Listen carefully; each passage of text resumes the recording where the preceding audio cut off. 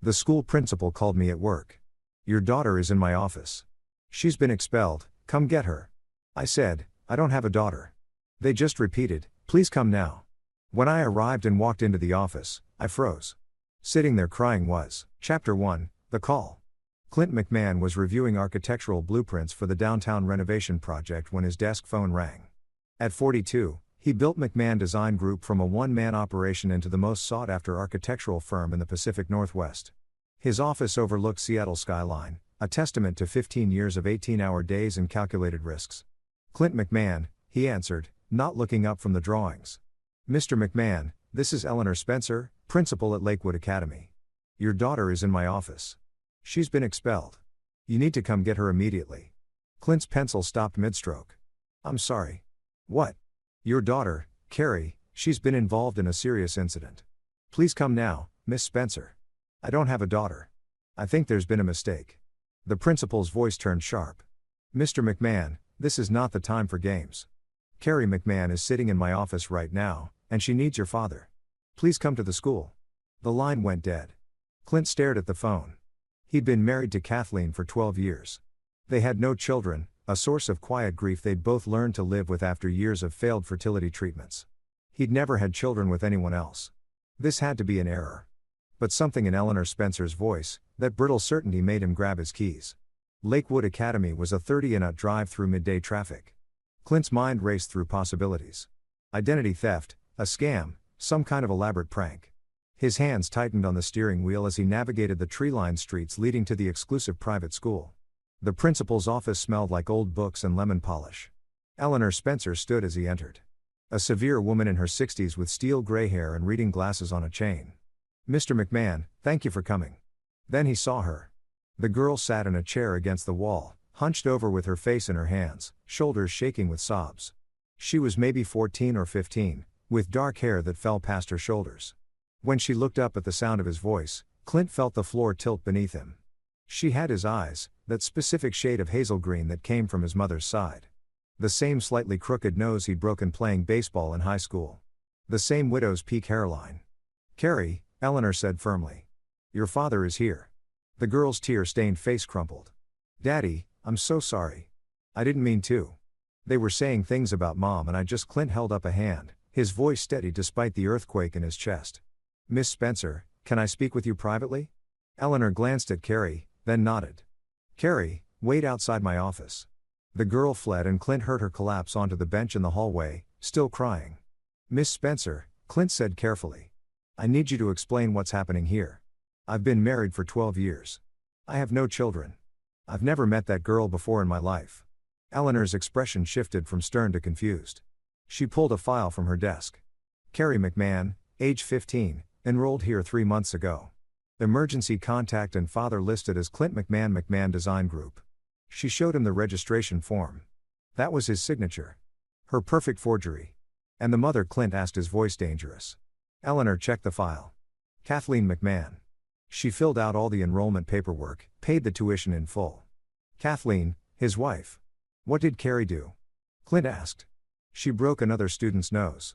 The girl had been bullying her, apparently making comments about her mother's reputation. Carrie snapped during lunch and attacked her. It's a zero-tolerance situation. Carrie is expelled, effective immediately. Clint nodded slowly, his mind working through scenarios like an architect calculating load-bearing walls. I'll take her home. Thank you, Miss Spencer. In the hallway, Carrie stood as he approached. Up close, the resemblance was undeniable. This girl was his daughter. But how? Get in the car, he said quietly. She followed him to the parking lot without speaking. Once they were both inside his BMW, doors closed, Clint turned to face her. I'm going to ask you questions and I need honest answers. Can you do that? Carrie nodded, wiping her eyes with her sleeve. How old are you?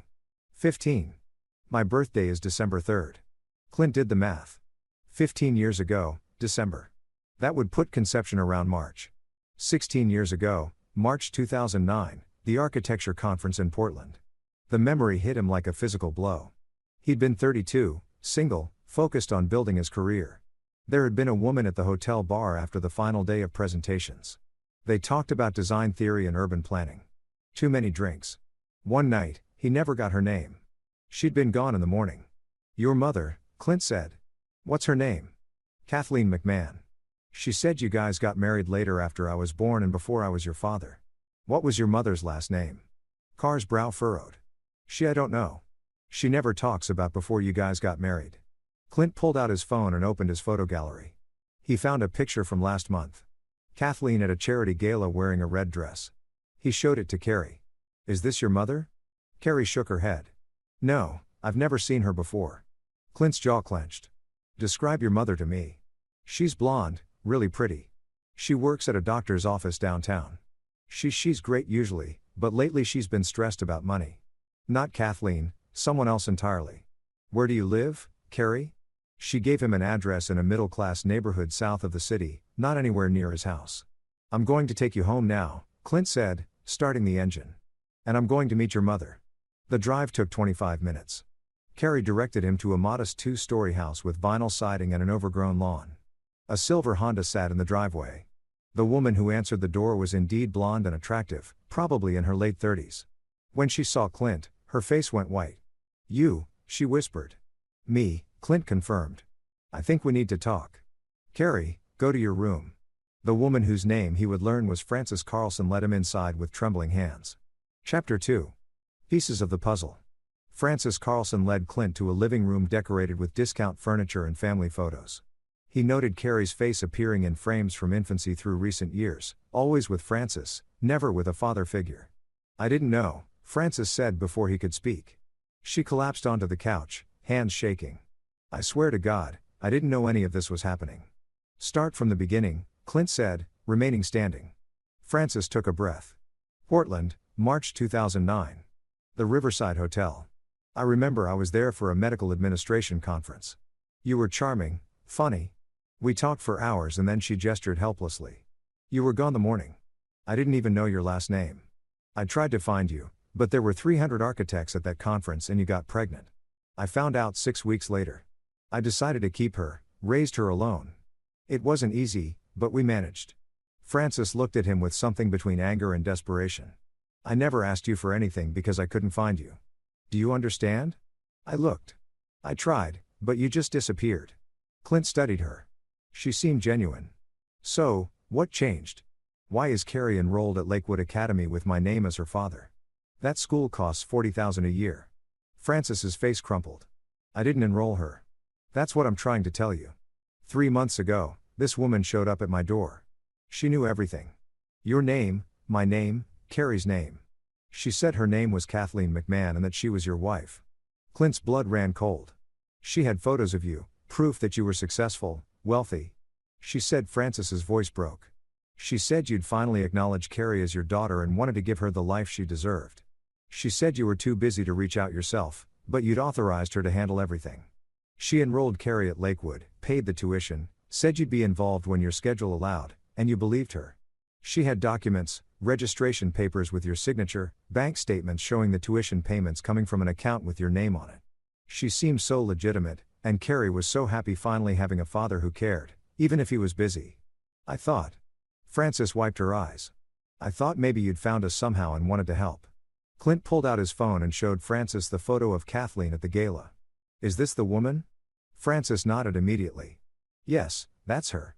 The pieces were sliding into place, but the picture they formed made no sense. Clint sat down heavily in the chair across from Frances. My wife's name is Kathleen McMahon, he said slowly. We've been married 12 years. We don't have children. She's never mentioned you or Carrie. And I swear on my life, I knew nothing about any of this until 2 hours ago when the school called me. Frances stared at him. But the tuition, the papers, she said it was all from you. It wasn't. They sat in silence, both trying to untangle the knot of deception. Why would your wife do this? Frances finally asked. That was the question. Clint stood and paced the small living room. Kathleen earned a good salary as a marketing executive, but not enough to casually spend $40,000 on a random teenager's education. Where had the money come from? I need to see everything, Clint said. Every document Kathleen gave you, every email, every text message. Frances retrieved a folder from a desk in the corner. Inside were enrollment forms, tuition receipts, and printouts of emails. All bearing his forged signature and details about his life that only someone close to him would know. Clint photographed everything with his phone. There's something else, Frances said quietly. Last week, Kathleen came by again. She seemed different, nervous. She said there might be some complications and that I should be prepared for Carrie to maybe switch schools. She asked if I had somewhere Carrie could stay for a while away from Seattle. She made it sound like you were having business problems. Might need to keep a low profile. Did she give me specifics? No, but she asked me to sign some papers. I didn't understand them. Something about custody arrangements and financial responsibility. She said it was just to protect Carrie if things got complicated with your business. Alarm bells rang in Clint's head. Do you have copies? She said she'd send them, but she never did. Clint stood. Francis, I know this is difficult to hear, but you and Carrie are being used in something. I don't know what yet, but I'm going to find out. You pulled out a business card. This is my personal cell number. Don't tell anyone I was here. If Kathleen, my wife, contacts you again, you call me immediately. Can you do that? Francis took the card with shaking hands. Is Carrie really your daughter? Clint looked toward the stairs where Carrie had disappeared. Genetically, almost certainly, but I didn't know she existed until today. I would have, he stopped, emotions threatening to overwhelm his calculated control. I would have been there if I'd known. What are you going to do? Find out what my wife is really up to and keep you and Carrie safe while I do it. He left Francis his information and a promise to be in touch. As he drove away from the modest house, Clint's mind was already 3 steps ahead. Kathleen had forged his signature, enrolled a child he didn't know he had in an expensive school, paid substantial tuition from God knows where, and was preparing Francis to take custody of Carrie in case of complications. This wasn't benevolence. This was a setup. Clint pulled over 2 blocks away in mid-call. Max, it's Clint. I need your help with something. Can you meet me at Murphy's in an hour? And Max, this one's going to be complicated. Max Jameson had been his friend since college. A software engineer who'd built 3 successful startups and sold them all before 40. More importantly, Max had the kind of analytical mind that could spot patterns others missed.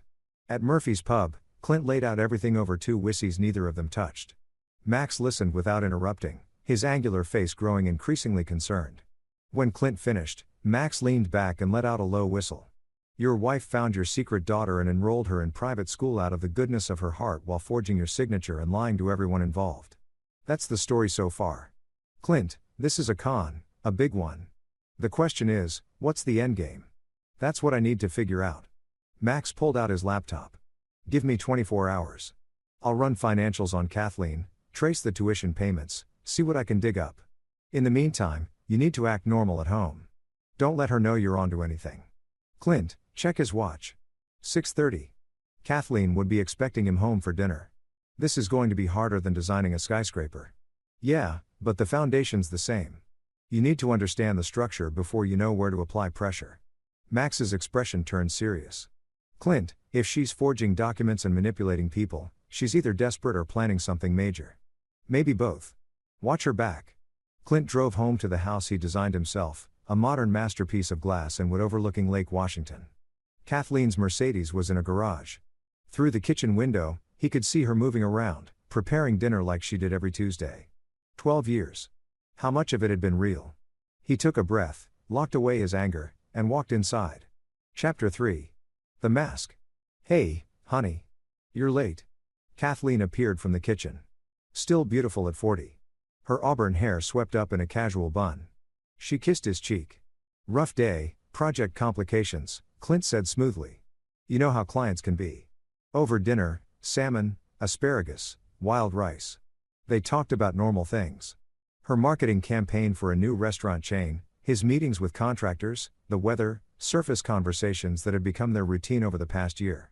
Clint watched her carefully. Kathleen was animated, engaged, showing no signs of guilt or stress. Either she was innocent or she was a masterful actress.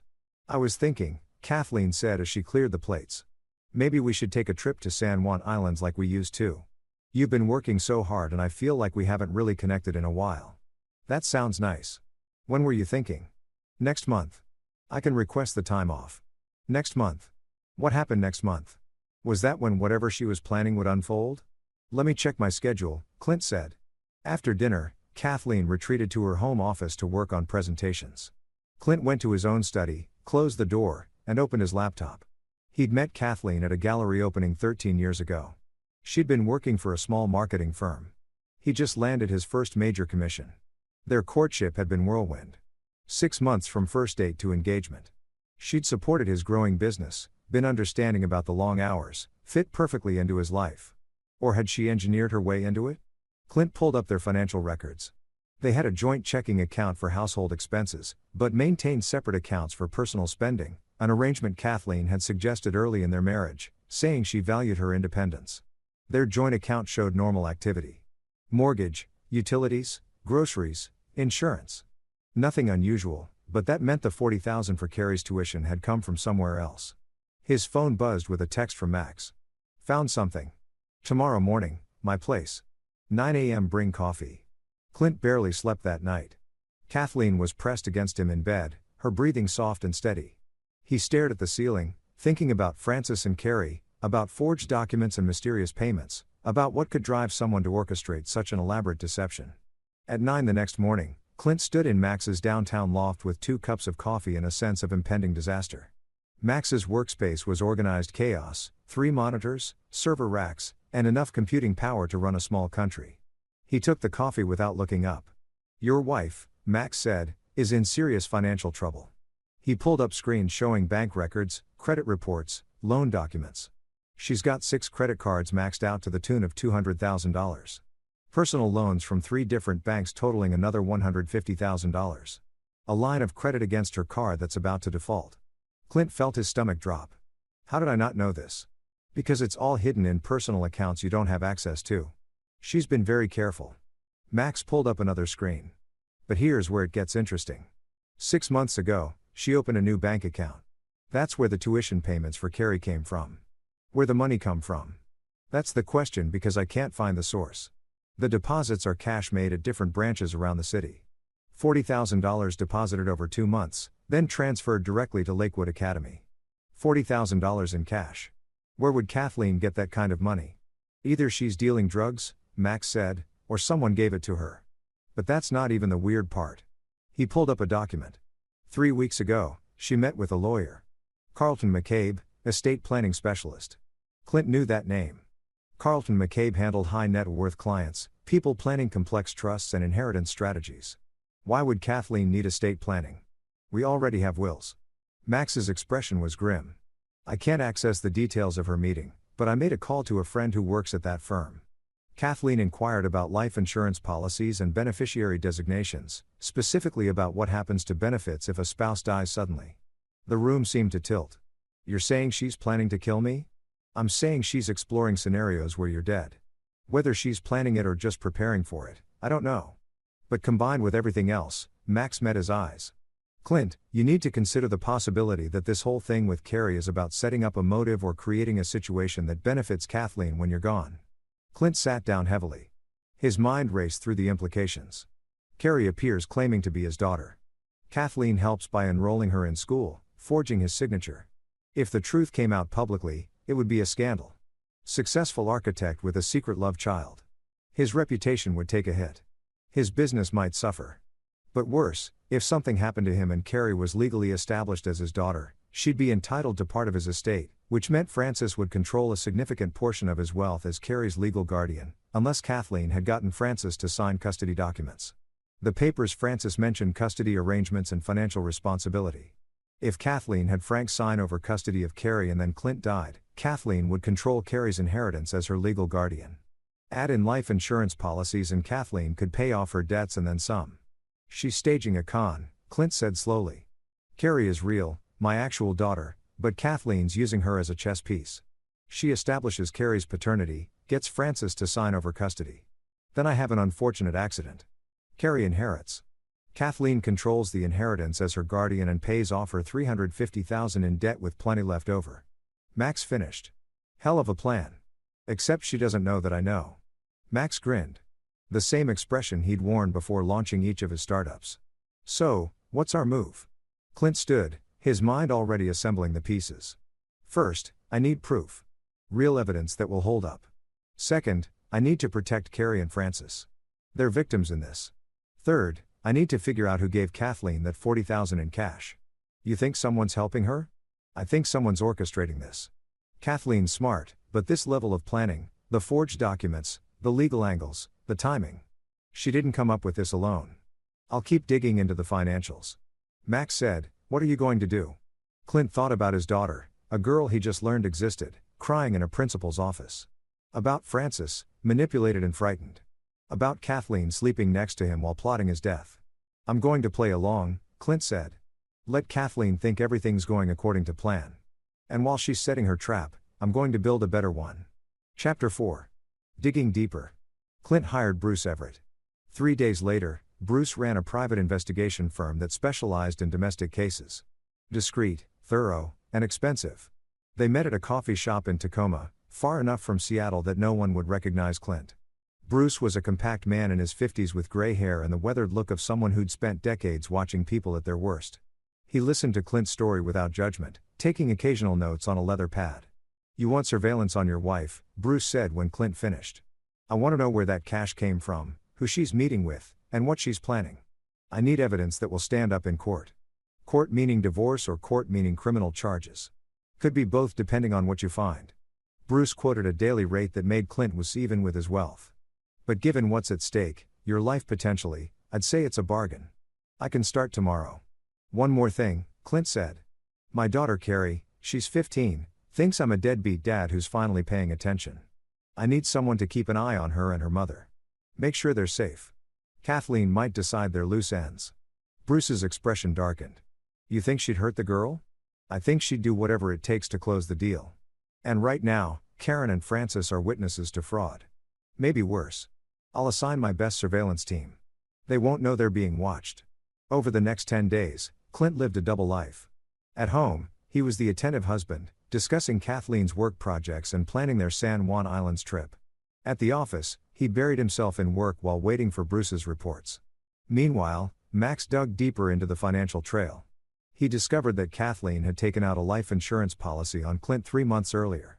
A $1 million policy she'd forged a signature to authorize the beneficiary, Kathleen McMahon. "She's got you insured like a prize racehorse," Max said over lunch at a waterfront restaurant. "Along with your existing policies, she's looking at a $3 million payday when you die. Not to mention my share of the firm, the house, the investment accounts," Clint added. "She could clear $5 million easy. How's she planning to do it? Make it look like an accident." "Couldn't have been thinking about that. The San Juan Islands trip next month. Remote location, ocean access, plenty of places for a tragic boating accident or a hiking mishap." "You're still planning to go?" "I'm planning to let her think I'm going. By then, I'll have enough evidence to bury her." Bruce's first major report came on day 8. He followed Kathleen to a cafe in Bellevue where she met with a man Bruce had photographed and identified: Randall Austin. Clint stared at the photos spread across his desk. Randall Austin was 45, conventionally handsome in a slick way with styled hair and expensive clothes. In the photos, he and Kathleen sat close together, her hand on his arm, their body language intimate. "He's a pharmaceutical sales rep," Bruce explained. "Makes good money, but he's also got a gambling problem. Owes about $200,000 to some very unpleasant people. So, he and Kathleen are in debt, and I'm their solution. It gets better." Bruce pulled out more photos. "I followed Austin after his meeting with your wife. He drove to an office building downtown and met with this man." The next photo showed Randall talking with another man in a parking garage. The second man was balding, nervous looking, holding a briefcase. "That's Lester Clayton. He's a lawyer, the disbarred kind. Lost his license 5 years ago for fabricating evidence in a divorce case. Now he works in the gray areas. Document forgery, false identities, helping people disappear." The pieces clicked together. "Lester forged my signature on the school documents. Probably the insurance policy, too. That would be my guess. And here's the timeline. Kathleen starts her affair with Randall about 18 months ago, right around when you told her you wanted to expand the business, which would have meant more wealth down the line, but also more work in the present. 6 months later, they're both drowning in debt. They need a solution. So, they come up with the perfect crime." Clint said, "Frame me as a deadbeat dad who abandoned his kid, establish Carrie as my legal daughter, get custody through fraudulent means, kill me, and split my estate." Except they needed startup capital to make it work. The $40,000 for tuition, money to pay Lester, living expenses while they set everything up. Bruce pulled out bank statements. "I tracked the cash deposits. Rand made them, not Kathleen. He got the money from a business partner, a guy he imports pharmaceuticals with. They've got a side operation bringing in prescription drugs from Canada and selling them under the table. Illegal drug sales funded my fake death. Life's funny that way. Bruce's expression turned serious. But here's the part that should really worry you. I checked Austin's phone records. He's sloppy about security. 2 days ago, he called someone at Lakewood Academy. Didn't talk long, but I got the number and traced it. Who? Eleanor Spencer's administrative assistant. And yesterday, Carrie got expelled. Clint felt ice in his veins. They orchestrated the expulsion. The bullying was real. I confirmed that with the other girl's parents, but I think they manipulated the situation, made sure it escalated into violence. They wanted Carrie expelled so you'd get that phone call. They wanted you to meet your daughter under the worst possible circumstances to establish the relationship so when I die, Carrie's established as my legal daughter. But why would they want me to know about her before I die? Bruce leaned back in his chair. Because if you die and then a secret daughter appears, it looks suspicious. But if you've already acknowledged her, already started supporting her, even if it's through your wife, then her inheritance claim is much stronger. No questions about DNA, no legal battles, just a tragic situation where a father dies after finally connecting with his kid. So, I was supposed to meet Carrie, feel guilty about abandoning her and start a relationship, maybe even change my will to include her, and then have that tragic accident in the San Juan Islands. But here's the good news. Bruce pulled out a USB drive. I've got everything documented. Photos of Kathleen and Randall, financial records showing the illegal drug money, audio recordings of their conversations. Randall's terrible about OPSEC. Leaves his phone unlocked everywhere and connections to Lester Clayton. It's enough to charge them with conspiracy to commit fraud, forgery, and possibly attempted murder if they make a move. Clint took the drive, his mind already planning the next steps. I need more time. I want to know if there are other players involved, and I want to make sure Carrie and Francis are completely protected before this blows up. How long? 2 weeks. Can you keep surveillance going? Your money, your timeline. But Clint, these people are planning to kill you. 2 weeks is a long time to sleep next to someone who wants you dead. I'll be careful, and I'll make sure I'm never anywhere vulnerable with her. That night, Clint lay awake again, listening to Kathleen breathe beside him.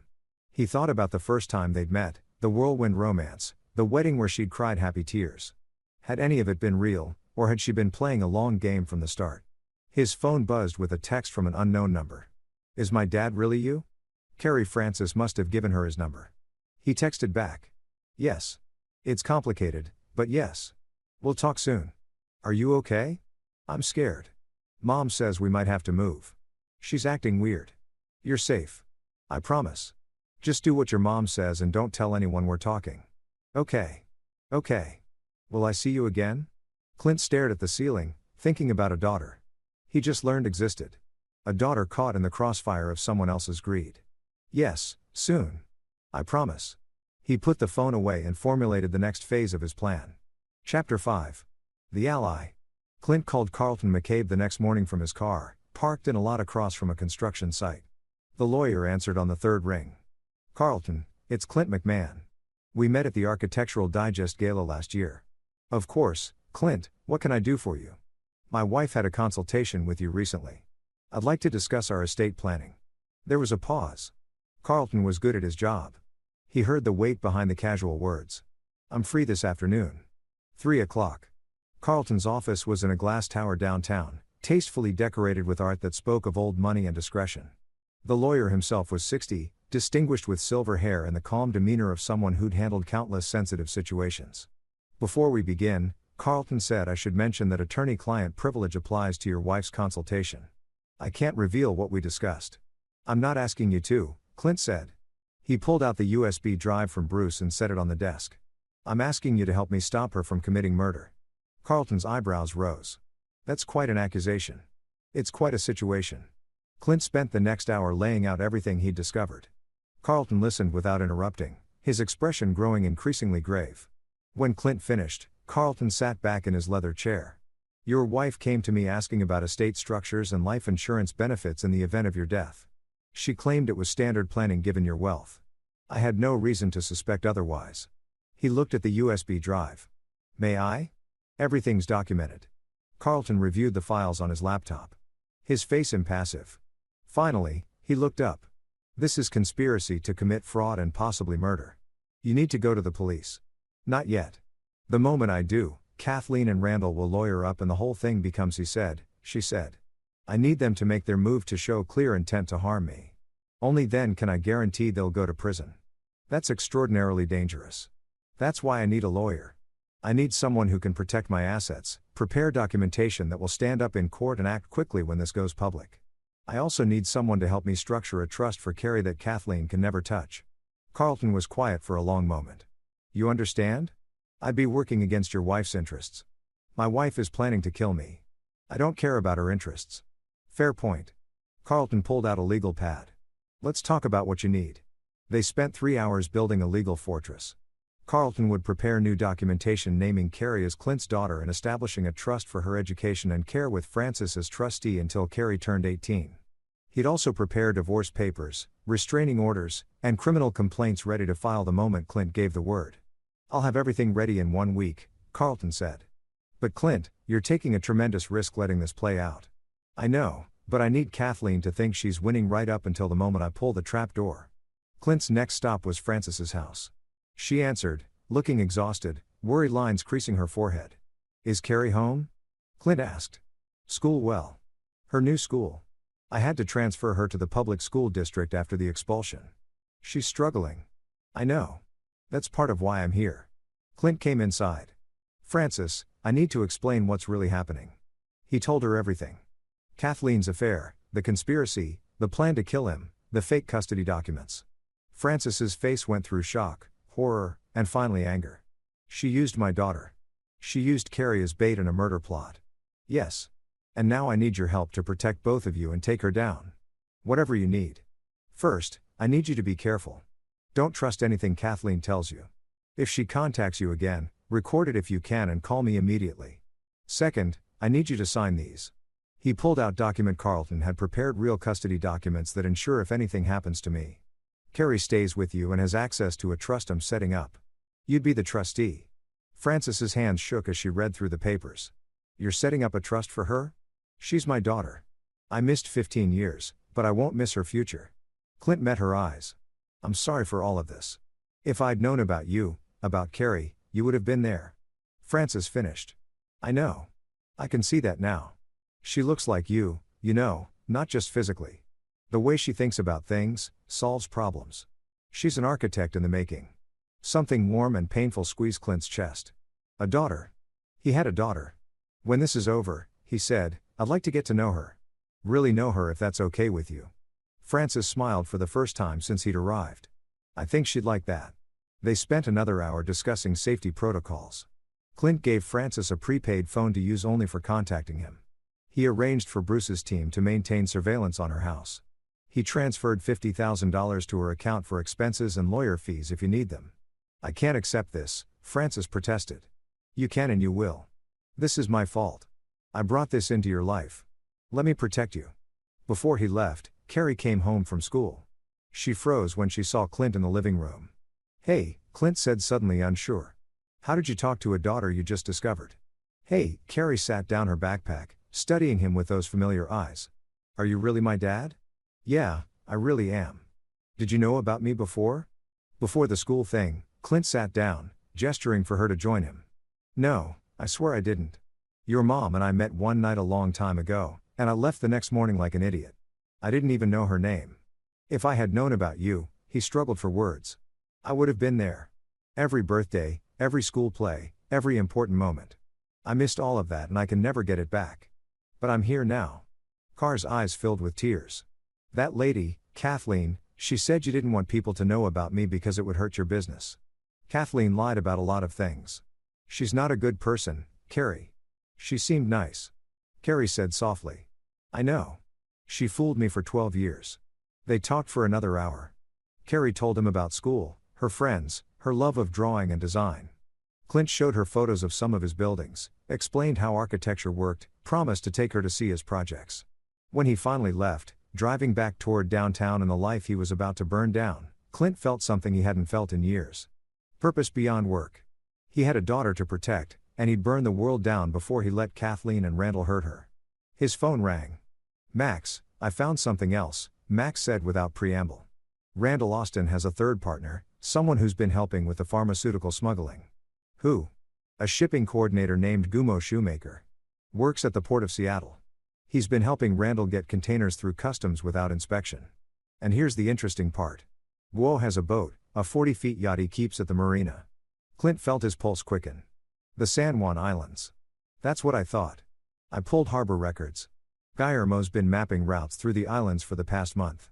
Routes that pass through some very remote areas with deep water. They're not just planning a boating accident. They're planning to make my body disappear.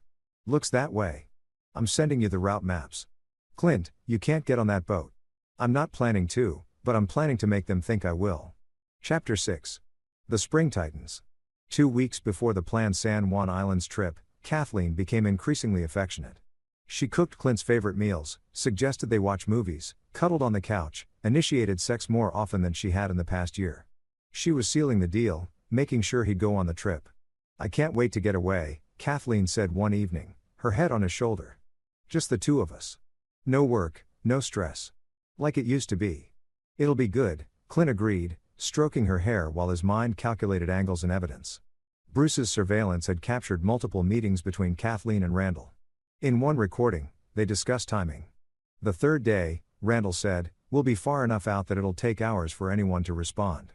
Gumo will make it quick, hit him on the head, weight him down, deep water. Sharks will do the rest. And if they find the body," Kathleen's voice, "they won't. But even if they do, it'll look like he fell overboard and drowned. Tragic accident. You'll be the grieving widow. What about Carrie? What about her? She's just a kid. She'll believe what we tell her. And Francis will be grateful for the trust fund. Everyone wins." Listening to the recording in Carlton's office, Clint felt his anger crystallize into something cold and precise. They weren't just planning to kill him. They were planning to use his daughter's grief as cover. That's conspiracy to commit murder. Carlton said, "You have enough to go to the police now." "Not yet. I need them to actually try it. Otherwise, a good lawyer could argue they were just fantasizing, not planning. I need them on that boat making their move with multiple witnesses." "You're insane." "Maybe, but I'm right." Carlton sighed. "Fine. What's your plan?" Clint laid it out. Carlton would be in the San Juan Islands the same weekend, staying at a resort on San Juan Island itself. Bruce and his team would also be in the area posing as tourists. Max would monitor all communications remotely. The Coast Guard would be notified to have boats in the area ready to respond to an emergency beacon, and you'll be wearing a wire, Carlton added. "Obviously, and carrying a weapon. I'd rather not kill my wife if I can avoid it." "Clint, if they come at you with intent to kill, you have the right to defend yourself." "I know, but I want them alive to face justice. I want Carrie to know her father didn't become a murderer, even when he had cause." The week before the trip, Kathleen sat Clint down with travel documents. "About everything planned, we'll drive up Friday, take the ferry Saturday morning. Guo, he's Randall's friend, remember, has offered to let us use his boat for the day. We can explore the islands, have lunch at a secluded beach. It'll be perfect, Randall's friend." She wasn't even hiding the connection anymore, confident that Clint suspected nothing. "Sounds great," Clint said, signing the documents she'd prepared, a last will and testament update that would make Kathleen his primary beneficiary and named Carrie as a secondary beneficiary. Of course, Kathleen didn't know that Carlton had already filed a different will, one that protected everything and designated Kathleen would get nothing. 3 days before the trip, Carrie texted him. "Mom's acting weird again. She keeps asking me questions about you, like if I'd be sad if something happened to you." Clint's blood ran cold. "What did you tell her?" "I just met you, so I don't know." "Was that wrong?" "No, that was perfect. Just be careful and remember what we talked about." He prepared Carrie for the possibility that things might get dangerous, told her to stay with Francis, keep her phone charged, and call Bruce's emergency number if anything felt wrong. 2 days before the trip, Bruce called with an urgent update. Kathleen just met with a woman named Beatrice Camp. She's a life insurance claims specialist, actually, got fired for approving fraudulent claims. Now she freelances, helping people file claims that should be denied. So Kathleen's already preparing to file the insurance claim before I'm even dead. Exactly. Beatrice will fast-track the claim, make sure it pays out before any investigation gets too deep. By the time anyone questions the circumstances, Kathleen and Randall will have split the money and disappeared. "Do you have this documented?" "Video and audio." Kathleen offered Beatrice 20% of the payout to guarantee the claim goes through within 2 weeks of your death. "Perfect. Add it to the evidence file." The night before the trip, Clint couldn't sleep. He lay in bed next to Kathleen, thinking about everything that had led to this moment. Somewhere in the past 12 years, the woman he'd married had become a stranger. Or maybe she'd always been a stranger, and he'd just been too blind to see it. At 3 a.m., he got up and went to his study. He wrote a letter to Carrie, sealed it, and gave it to Max with instructions to deliver it if something went wrong. Then he wrote letters to his employees, his business partner, his parents. "You're not going to die," Max said, reviewing the plan one last time. "You've got 5 different backup systems and a dozen people watching your back. I know, but just in case, you could still walk away. Go to the police now. Show them everything we have." Clint shook his head. "If I do that, Kathleen and Randall get good lawyers. Claim they were joking or misunderstood. They might beat the charges. And even if they don't, Carrie would never know the full truth. She'd always wonder if her dad overreacted. If maybe Kathleen really was just trying to help. So this is about Carrie. This is about making sure my daughter knows her father fought for her. But he didn't roll over when people tried to use her as a pawn." Clint met his friend's eyes. "This is about making sure she knows she's worth fighting for." Max gripped his shoulder. "Then let's make sure you survive to tell her that yourself." Friday morning, Clint loaded their bags into Kathleen's Mercedes. She was cheerful, humming as she double-checked their reservations. They drove north through traffic, talking about nothing, while Clint's backup team followed at a distance.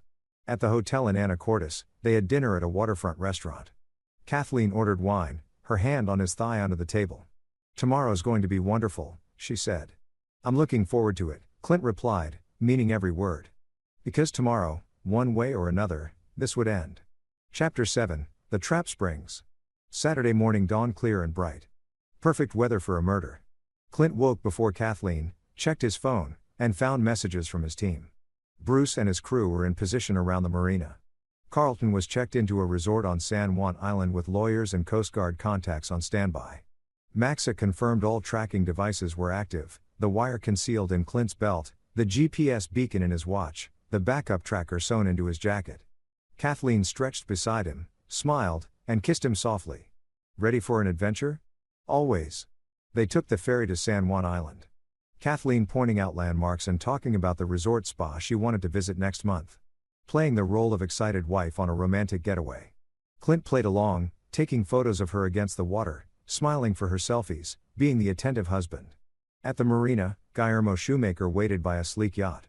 He was a large man, mid-40s, with the weathered look of someone who spent his life around water. He greeted them with a too-wide smile. "Clint, finally meet you. Randall told me so much." Clint shook his hand, noting the calluses and the faint smell of marijuana. "Thanks for letting us use your boat." "No problem. Kathleen said you wanted to see some of the remote islands. How about the perfect route planned?" They boarded the yacht. Gummo cast off while Kathleen went below to check out the cabin. Clint stood at the rail watching the marina recede and pressed the activation button on his wire. From this point on, everything would be recorded. They motored out of the harbor, passing smaller islands and rocky outcroppings. The water was deep blue-green, beautiful and cold. Gurmo kept up a steady commentary about the area while Kathleen brought out sandwiches and drinks. "Here," she said, handing Clint a beer. "Your favorite." Clint pretended to drink, but barely touched it. He'd anticipated they might try to drug him first. An hour into the trip, Gurmo steered them toward a remote stretch of water between 2 uninhabited islands. The nearest other boats were dots on the horizon. "This is perfect," Kathleen said. She was standing close to the rail, her body language tense despite her smile. Clint glanced at his watch. The tracking signal was strong. His team would know exactly where they were. "So Clint," Gurmo said, cutting the engine. The sudden silence was deafening except for the lap of waves against the hull. "Kathleen tells me, you're a successful guy. Architecture, right?" "That's right. Must be nice having that kind of money." "I work hard for it." Sure. GMO leaned against the console. "But you know what they say, easy come, easy go." Kathleen moved behind Clint. He felt her presence at his back. "Too close." "Actually," Clint said, turning to face them both. "I think the expression is easy come, easy go. But in this case, nothing about my success was easy. I built my firm from nothing. 15 years of 18-hour days, sacrifices, calculated risks. That's going to make this so much sweeter," Randall Austin said, emerging from below deck. Clint let his surprise show. Not hard since he'd expected Randall to already be on the islands, not hiding on the boat. "What the hell?" "Sorry, babe," Kathleen said, not sounding sorry at all. "Change of plans. We decided it would be better if Randall was here to help." The three of them formed a rough semicircle around Clint. Guo held a boat hook. Randall had pulled a gun from his waistband. Nothing fancy, just a snub-nosed revolver that would do the job at close range. Here's how this is going to work, Randall said. You're going to sign these documents. He pulled papers from his jacket. Transfer of assets, life insurance, beneficiary changes, trust arrangements for Carrie, all very legal, all witnessed by Gummo and Kathleen. And if I refuse, then I shoot you. We weight down your body and you disappear. Tragic boating accident. Kathleen inherits anyway, but it's cleaner if you cooperate. Your choice. Clint looked at Kathleen. 12 years. Did any of it mean anything? You were a mark. Kathleen said flatly. A good mark. Nice guy, successful, trusting, but still just a mark. I saw you at that gallery, did my research, and positioned myself perfectly. You made it so easy falling for the whirlwind romance. And Carrie, a lucky break. Randall found Francis while doing background on you. He's very thorough. We realized she was the perfect leverage. Secret love child. Hidden scandal. You'd either pay to make her go away or die feeling guilty about abandoning her. Either way, we win. You used a 15-year-old girl as bait in a murder plot. We used available resources, Randall corrected. And she'll be fine. She gets a trust fund. Kathleen becomes her guardian. Everyone's happy. Well, except you. Clint looked at the gun at the three people who conspired to kill him and felt a cold satisfaction. They confessed everything. The Wire had captured it all. I have a counteroffer, Clint said. You're not in a position to negotiate. Gummo growled. Actually, I am, because you've all been under surveillance for 2 weeks. Every meeting, every conversation, every step of your plan has been documented. You're being recorded right now and the Coast Guard is 5 minutes away. The color drained from Kathleen's face. Randall's gun hand wavered. You're bluffing, he said. Am I? Clint tapped his watch. GPS tracker. Marine band radio beacon. Two-way audio feed. Say hi to Carlton McCabe, my lawyer who's listening from San Juan Island, and to Bruce Everett, the private investigator who's been following all of you. Clint, we're receiving everything. Carlton's voice came through the watch speaker. Tiny but clear. Coast Guard cutter is en route. ETA 4 minutes. That's not possible, Kathleen whispered. You got sloppy. Randall doesn't secure his phone. Gummo brags about his drug smuggling operation to anyone who will listen. And you, Kathleen, you forged my signature on legal documents. That's a federal crime. Adding conspiracy to commit murder, fraud, identity theft, and you're all looking at 20 years minimum. Randall's hand tightened on the gun. I'll shoot you right now. Go ahead. It'll just add murder to your charges. The recording proves I'm not a threat. You'll go from maybe beating the conspiracy charge to definite first-degree murder. He's right, Gummo said, backing away. This is I'm not going down for murder. Shut up. Randall's desperation was palpable. He swung the gun toward Gummo. We stick to the plan. We dump his body, clean the boat. No evidence. The Coast Guard is 3 minutes out, Carlton's voice said. I'd recommend everyone stay calm. Kathleen moved toward Randall. Baby, maybe we should, I said. Shut up. Randall turned the gun on her, his hand shaking. This was the moment of maximum danger. Clint assessed angles, distances. Randall was 6 feet away. Gun pointed at Kathleen now. Gummo was backing toward the stern. The boat rocked in waves. Randall, Clint said carefully, you're in a bad position, but it's not over yet. Put down the gun. Cooperate and maybe the prosecutor deals. But if you shoot someone, anyone, you'll die in prison. I'm already going to die in prison. I owe 200 grand to people who will kill me if I don't pay. I'll pay it. Everyone froze. What? Randall said your gambling debt. 200,000. I'll pay it right now if you put down the gun and surrender peacefully. Why would you do that? Because I don't want to watch you shoot someone, least of all my wife. Because I want Carrie to know this ended without more violence. Because Clint took a breath. Because I understand desperation. You made terrible choices, but you're not a killer. Not yet. Don't become one. In the distance, the throb of engines grew louder. The Coast Guard was close. Rand's hand trembled. Tears ran down his face. I'm sorry. God, I'm so sorry. The gun clattered to the deck. Clint kicked it away and immediately pulled out his phone, hitting the emergency beacon. Carlton, we're secure. Randall surrendered. Tell the Coast Guard to approach carefully. 2 Coast Guard cutters arrived 3 minutes later along with a boat carrying Bruce and his team. Officers boarded the yacht with weapons drawn, but there was no resistance. Randall sat on the deck sobbing. GMO was already shouting about wanting a lawyer. Kathleen stood at the rail staring at the water, her expression blank. As they cuffed the 3 conspirators, Carlton arrived in another boat with a federal prosecutor and 2 FBI agents. "The recordings are perfect," Carlton said quietly to Clint. "Full confession of conspiracy to commit murder, fraud, forgery. They're done." Clint watched as Kathleen was led away. She didn't look at him. After 12 years of marriage, she walked out of his life without a word. "How do you feel?" Carlton asked. "Like I just survived something I shouldn't have had to." "You did good, keeping calm, getting the full confession. Most men would have panicked. Most men haven't spent 15 years solving complex structural problems. This was just another puzzle." Clint's phone buzzed. A text from Carrie. "Are you okay? Mom called me and she's freaking out." "I'm fine. I'll explain everything soon. Stay with your mom, Francis. You're safe." The Coast Guard gave Clint a ride back to San Juan Island.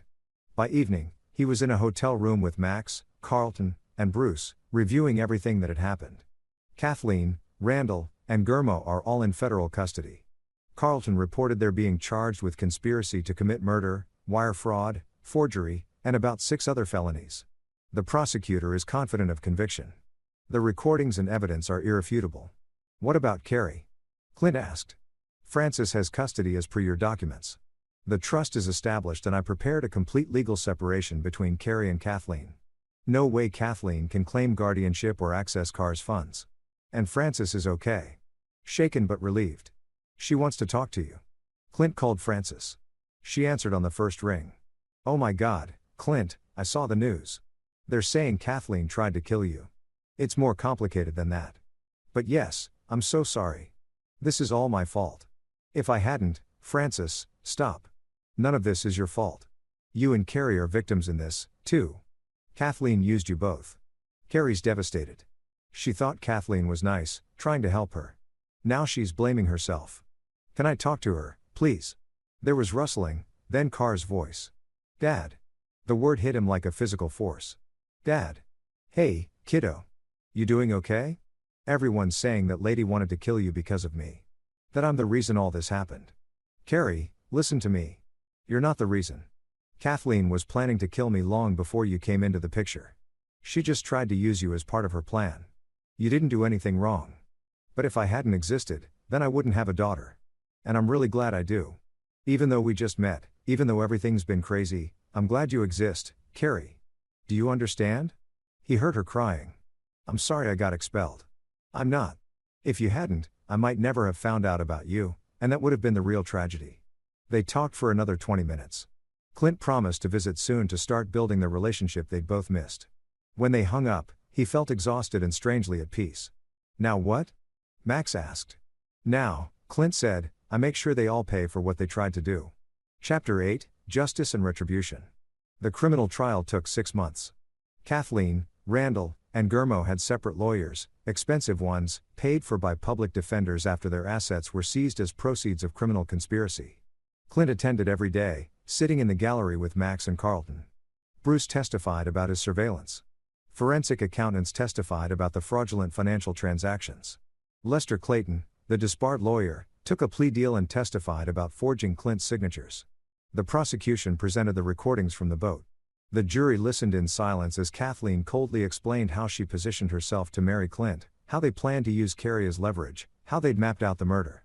"You were just a mark," Kathleen's voice said in the recording. The jury deliberated for 3 hours. Guilty on all counts. Sentencing came 2 weeks later. The judge, a stern woman named Christina Grant, addressed each defendant in turn. "Miss McMahon, you entered into a marriage with the sole intent of defrauding and ultimately murdering your spouse. You forged documents, manipulated a child, and showed absolutely no remorse. I sentence you to 30 years in federal prison." Kathleen's face remained blank. She didn't look at Clint. "Mr. Austin, you organized this conspiracy, recruited accomplices, and were prepared to commit murder for financial gain. I sentenced you to 25 years in federal prison." Randall wept openly. "Mr. Shoemaker, you provided material support to this conspiracy and were prepared to help dispose of a body.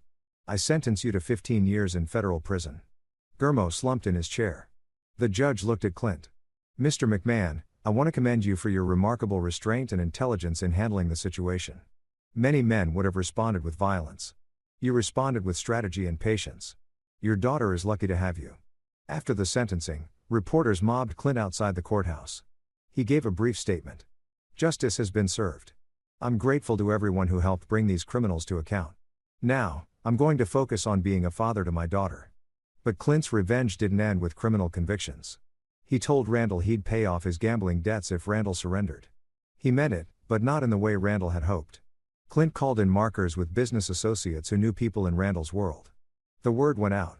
Randall Austin had cooperated with federal investigators, provided testimony that implicated others in his pharmaceutical smuggling operation. He was a snitch. In prison, snitches don't fare well. Randall would spend his sentence looking over his shoulder, isolated, vulnerable. It wasn't physical violence, but it was its own form of justice. For Kathleen, Clint ensured that every professional connection she'd made through their marriage was informed of her crimes. Her reputation in Seattle's business community was destroyed. Letters went to former clients, colleagues, friends. But the real punishment was simpler. Kathleen would spend 30 years in prison watching Clint live the life she tried to steal. He made sure the prison libraries subscribed to architecture magazines that featured his work. Made sure news of his successes and his relationship with Carrie reached her. Living well, Clint decided was indeed the best revenge. For Lester Clayton, the disbarred lawyer, Clint hired investigators to dig into every document Lester had ever forged.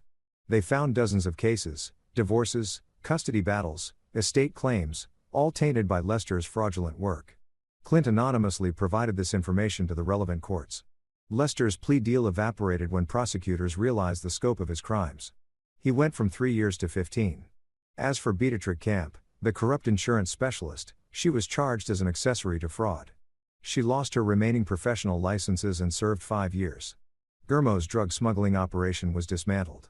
His partners facing prosecution blamed him for the investigation.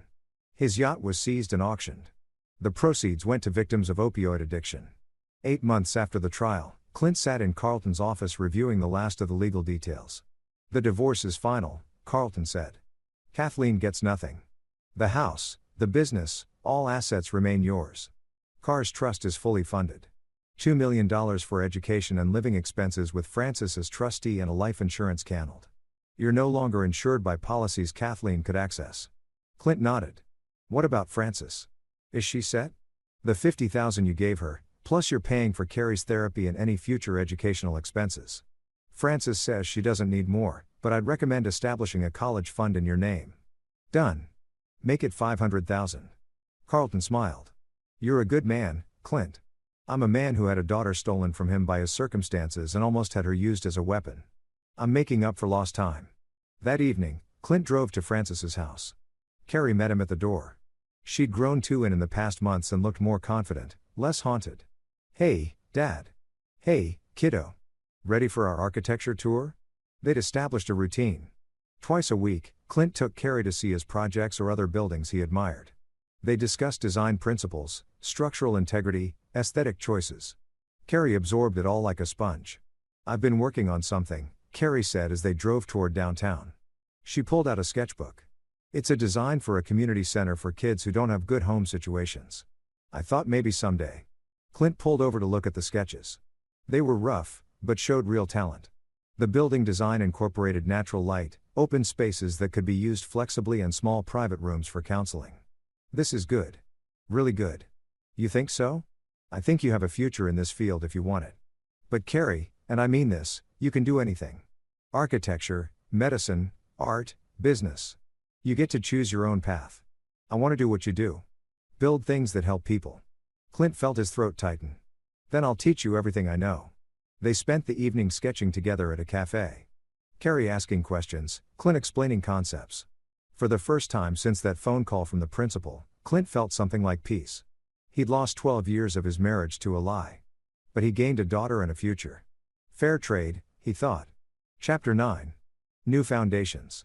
1 year after the trial, Clint stood at the groundbreaking ceremony for the Francis Carlson Community Center, a facility designed to provide resources for single parents and their children. Carrie stood beside him, her design sketchbook clutched in her hands. You sure about this? Carrie asked, naming it after my mom. Your mom raised you alone for 15 years with no help and no support. She deserves to be honored. Clint smiled. Plus, she had to put up with me showing up unexpectedly and turning her life upside down. Francis approached, looking overwhelmed. Clint, you didn't have to do this. I wanted to. This facility will help hundreds of families like yours. It seems right that your name is on it. The ceremony was small, just family, close friends, and a few reporters. Max gave a speech about community and second chances. Carlton talked about the importance of protecting vulnerable families. Carrie read a statement she'd written about resilience and hope. Clint watched his daughter speak with confidence and poise and thought about the strange journey that had led them here. A phone call from principal. A conspiracy to commit murder. A daughter he'd never known existed. Adversity he'd learned as an architect either weakened structures or made them stronger. The key was understanding where to add support, where to remove weight, and how to build foundations that could weather any storm. After the ceremony, Carrie pulled him aside. I got accepted to summer architecture camp at Yale. That's fantastic. And I've been thinking when I graduate high school, maybe I could work at your firm as an intern. Clint pulled her into a hug. You got a job waiting whenever you want it. McMahon Design Group could use another McMahon. McMahon Carlson. Carrie corrected. I'm keeping both names. Mom earned her place, but you're my dad. I want both. McMahon Carlson. It is. That evening, Clint hosted a dinner at his house. His house now free of Kathleen's presence. He'd redecorated, softened the modern edges with warmer colors and comfortable furniture. Made it feel like a home instead of showpiece. Francis, Carrie, Max, Bruce, and Carlton gathered around the dining table. They toasted successes, shared stories, and laughed. So, what's next for you? Max asked Clint, any new projects? A few. There's a hospital wing in Portland, a museum in San Francisco, and Carrie and I are collaborating on a design for a youth shelter in Seattle. Collaborating? Francis raised her eyebrows. Dad's teaching me professional architecture, Carrie explained. And I'm teaching him how teenagers actually want spaces designed. It's a fair trade, Clint agreed. After dinner, Carrie found Clint on the deck overlooking the lake. The sun was setting, painting the water gold and orange. Can I ask you something? Carrie said, anything?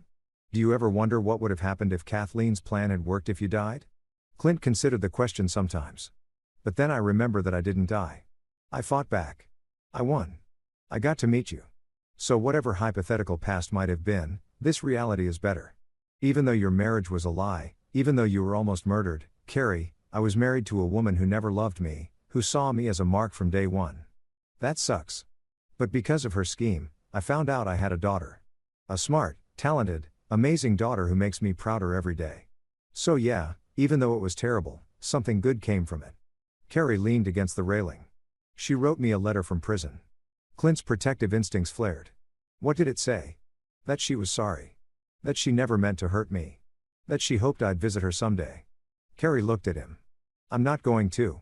She used me, lied to Mom, tried to kill you. I don't forgive her.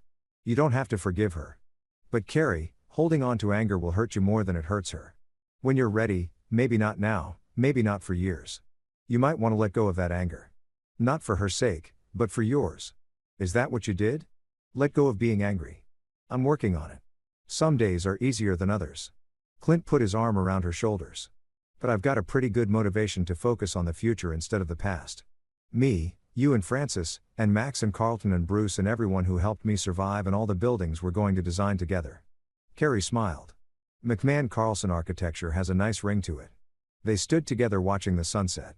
Father and daughter building something new from the wreckage of betrayal and lies. 6 months later, Clint received a letter from Kathleen. He almost threw it away without reading it, but curiosity won out. Clint, I don't expect forgiveness. I don't deserve it, but I wanted you to know that I've had a lot of time to think about what I did, and I understand now how monstrous it was. I was drowning in debt, desperate, and I made terrible choices. I told myself you wouldn't really get hurt, that it would all work out, that I was just being practical. I was wrong. I stole 12 years of your life. I tried to use Carrie, an innocent girl, as a pawn. I almost made you both believe terrible lies about each other. I deserve every year of this sentence. If there's any justice in the world, you've built a relationship with Carrie. She's probably an amazing person. I'll never know her, but I hope she knows how lucky she is to have you.